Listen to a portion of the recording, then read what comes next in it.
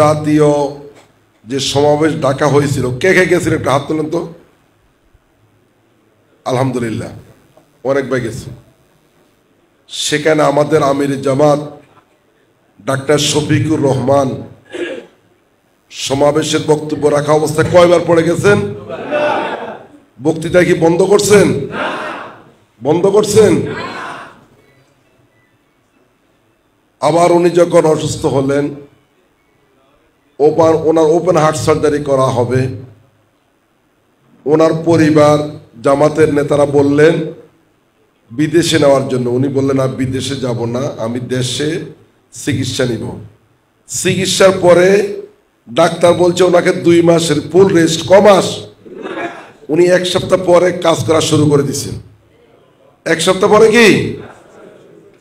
এখন আমার বক্তব্য হলো, আমরা আমিরে জামাত বলতেছে আমরা এই বছর ক্ষমতায় যেতে চাই। কি বলতে চাই?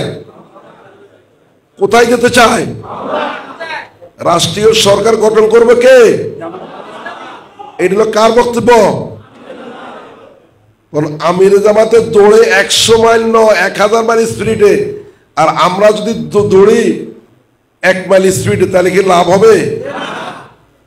আমার ভাইরা বলে অন্য দল তো কাজ করো। আপনার একটা জমিনে যদি চাষ না করেন তাহলে সেটা কি খালি থাকবে না আগাছা ভরে যাবে? বলেন, বন জঙ্গল হবে না?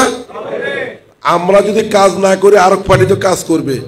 আমি কি বুঝতে পারছি কিনা? আমরা চাই দেশে কোরআনের সমাজ কায়েম করলে সকল মানুষ শান্তিতে থাকতে পারবে, ভালো ফসল হলে পেট ভরে খাবে। আমি কি বুঝতে পারছি কিনা? আর জমিনে যদি ভালো ফসল হয় সবাই পেট ভরে খাবে না? এখন আমরা চাষও করতেন না, ইয়েও করতেন না, আবার পেট ভরে খাবে না, হবে না, আগাছা হইয়া অন্যরা আপনাদেরকে সুশি খাবে। এটাই বাস্তবতা। আমি কি বুঝতে পারছি? এই জন্য আমি দেখছি অনেক আমাদের বাইরে মাথা ব্যথা, পেট ব্যথা, পা ব্যথা, মানে আজকে ভাই ভালো লাগে না। এটা কেমন কথা? আমার ড্রাইভার, আমি সকালে আসার কথা, আমি 6টার সময় বেরোবো, বাইরে কালকে বলে দিছি স্যার মাথা ব্যথা। কিন্তু আমার মাথা ব্যথা, আমার প্রেশার, আমার কোমর ব্যথা কোনোটাই আমার জন্য কি রেস্টের সুযোগ নাই। কেন্দ্রীয় সংগঠন বলছে মাঠে দৌড়তে হবে, যাইতে হবে। আমি কি বুঝতে পারছি কিনা? গতকাল রাত্র 11:30 আমার এক কেন্দ্রীয় নেতা আমার বলে আপনি কোথায়? আমি বললাম বাসায় কেন? আমি বললাম রাত্রে 11:30। তো না 11:30 মাঠে থাকতে হইব। আমি কি বুঝতে পারছি কিনা? ওনার বক্তব্য হলে এখন আর কি ঘুমানো যাবে না, কারণ নির্বাচন হলো ফেব্রুয়ারিতে। আপনারা এখন ঘুমাবেন, মাঠ আরেক পাটে কি করব? দখল করে নিয়ে যাবে। এই জন্য আমি আপনাদের কাছে আমি বলতে চাই, আসলে কি আপনারা কি এই দেশে ইসলাম কায়েম চান কিনা? জামাত কি ক্ষমতায় চান কিনা? তাহলে আজকের থেকে আমাদের, গতকালকে আমাদের সেক্রেটারি জেনারেল লক্ষ্মীপুর 2 আসন প্রোগ্রামে বলেছে প্রতি ওয়ার্ডে এখন থেকে প্রতিদিন সকালে একবার মিছিল, বিকেলে কি মিছিল হলো? কি মার্কা? দাঁড়িপাল্লা। কি মার্কা? দাঁড়িপাল্লা তো ভুলে গেছে না? মার্কাইটার কথা কি খেয়াল আসেনি? খেয়াল ভুলে গেছে না? এখন আপনি বললে না মানে তারা জানবো, শিখবে। মা বোন, আজকে আমরা কিন্তু মানুষের কাছে গেলে মানুষ আমাদের কথা শুনে, কিন্তু আমরা যাই না। আজকে আমি চরমিজে মহিলা প্রোগ্রাম করেছি 5টা। আমার কাছে খুবই ভালো লাগছে। এই সন্ধ্যা একটা জানাজা গেছি, সেখান থেকে যাইতে দেরি হয়েছে। 500-র উপরে মহিলা, তারা অপেক্ষা করতেছে আজান হয়ে যাবে, মানে আমি যাচ্ছি না, তারা যাইতেছে না।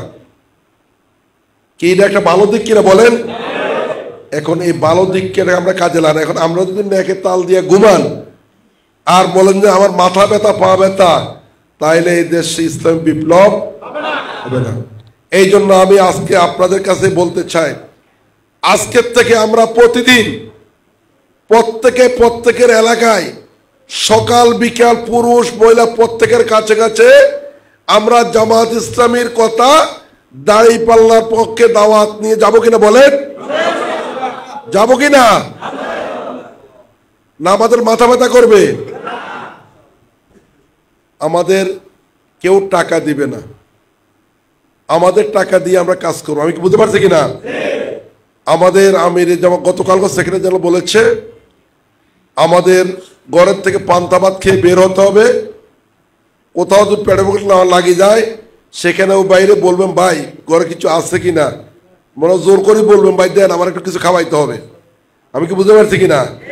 কারণ দোকানদার তো বাজার পরিস্থিতি থাকে, ভাই আমি কাজ করতে করতে বের হয়ে গেছি, আমারে কষ্ট করে হলো একটা বন আর একটা কাপ চা খাওয়াইতে হবে তুমি বিনা পয়সায়। আমি কি বুঝতে পারছি কিনা? এরকম করে বললাম আমাদেরকে খাওয়াবে না? খাওয়াবে কিনা? আমি যদি আপনাদের বাড়ি দিকে যাই এখন, ভাই আমার তো পেটে ভোগ লাগছে, আপনি ডাইল সেটটা খাওয়াবেন না? আমারে খাওয়াবেন। এই জন্য আমি মনে করি টাকা আমাদের কোনো সমস্যা না, আমাদের সমস্যা হলো আমাদের মন। আমাদের মনকে যদি আমরা সাহসিকতার সহিত এই ময়দানে আমরা ভূমিকা রাখি, এই ময়দান আমাদের ময়দান। এই ময়দান কার ময়দান?